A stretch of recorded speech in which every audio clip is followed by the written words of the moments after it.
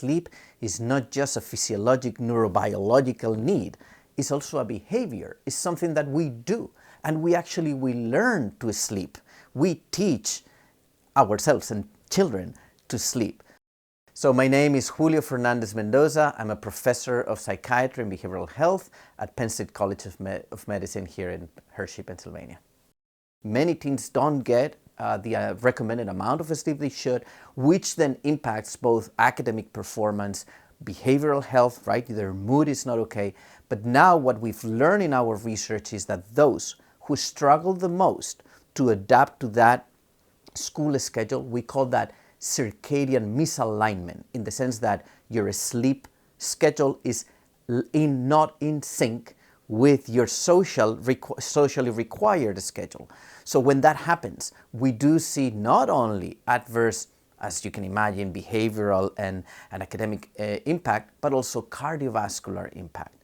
So we've learned that actually those teens have worse metabolic and cardiovascular health. What happens while on break? So many parents may think, well, but while on break, then my kid can catch up, right? That's why we let them sleep in and sleep whenever they want. Mistake. What we learn from these teens is even when they are on break, indeed they end up shifting. In fact, they shift even more than they naturally would because there is lack of control or schedule.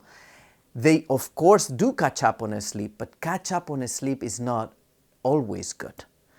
So catching up on sleep means that you're sleep deprived and you're catching up on something. So usually that creates this variability in the amount of sleep that you're getting. So while on break, what we found was that kids that had the most irregularity in their sleep-wake schedule, so those who shifted very late and then went back and shifted very late, those also had very poor metabolic and cardiovascular outcomes.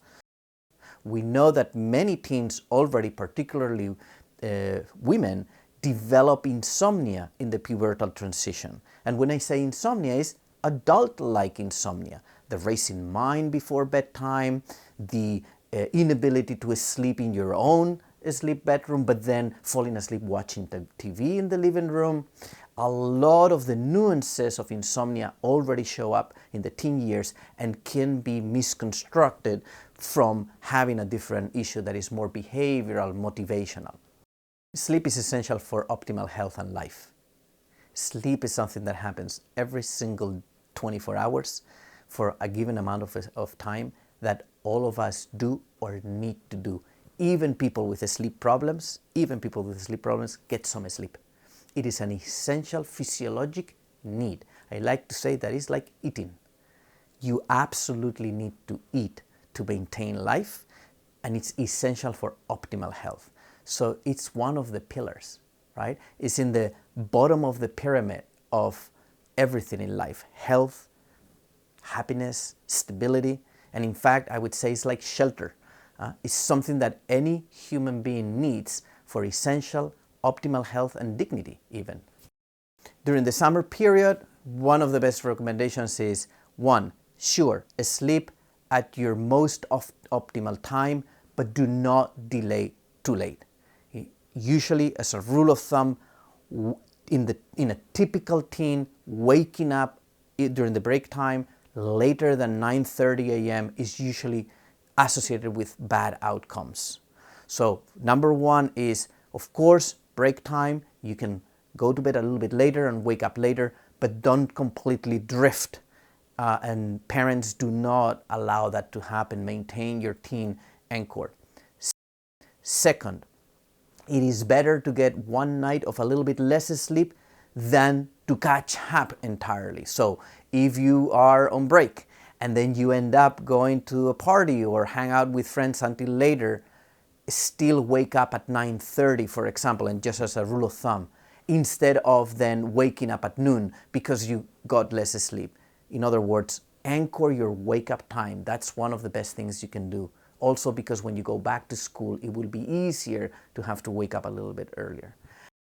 And then the third thing is, if you're having difficulty sleeping even during the summer break, do not lay awake in bed and even less engage in other behaviors.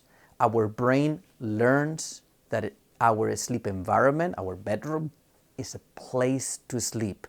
If we introduce behaviors in the bedroom and in the bed, our brain will learn to associate wakefulness with being in that bed and being in that bedroom. And that is called conditioning, learning. So we cannot allow our brain to learn that other behaviors than sleep occur in the bedroom or in the bed.